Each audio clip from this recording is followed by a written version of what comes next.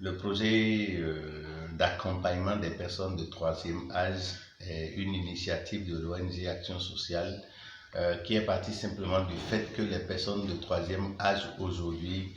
sont confrontées à plusieurs difficultés.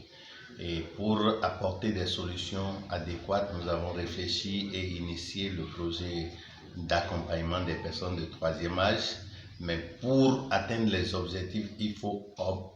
forcément former les auxiliaires d'accompagnement des personnes de troisième âge que nous avons démarré, dont nous avons démarré la formation depuis lundi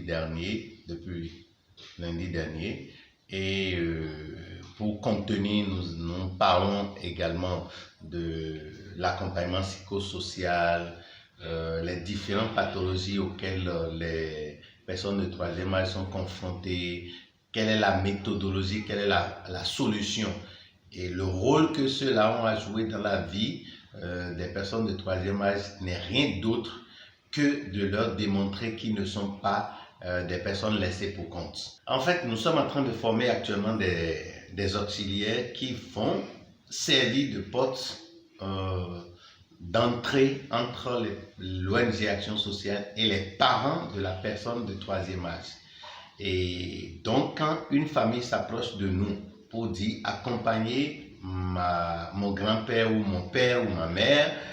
nous essayons de voir quelles sont les différentes pathologies auxquelles le parent était confronté, son médecin traitant, quelles sont ses recommandations, parce que le gros problème est que souvent, quand le médecin dit à la personne de troisième âge ne mange pas du riz, par exemple, puisque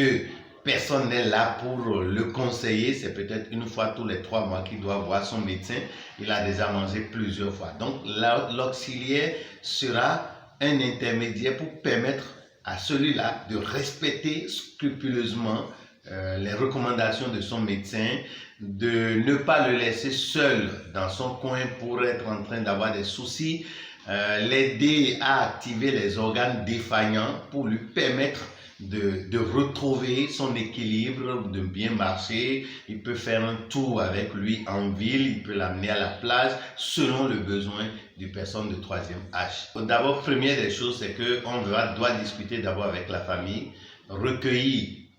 avoir des renseignements bien précis sur la personne du troisième âge,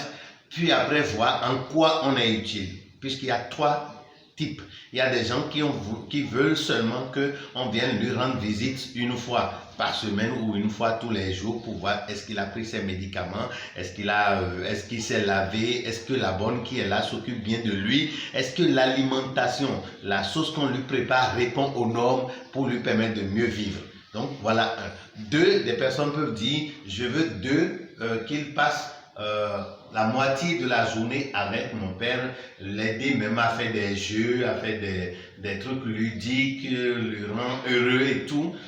Ou une personne qui peut dire ok, je veux en plein temps, un auxiliaire en plein temps. Donc c'est selon la capacité de la famille que nous mettons le contenu dans le contrat, ce qui nous lie à la famille. C'est pour une première fois que l'initiative là arrive au Bénin. C'est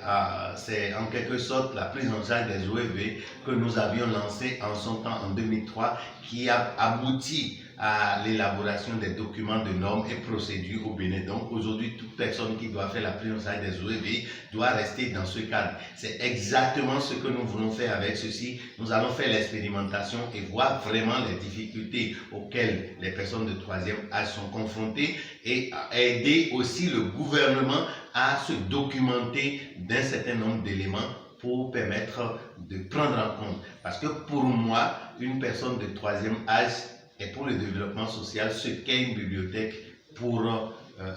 l'élève du cours primaire ou du cours secondaire. Donc on invite les populations, les enfants qui ont des parents en troisième âge de se rapprocher de nous pour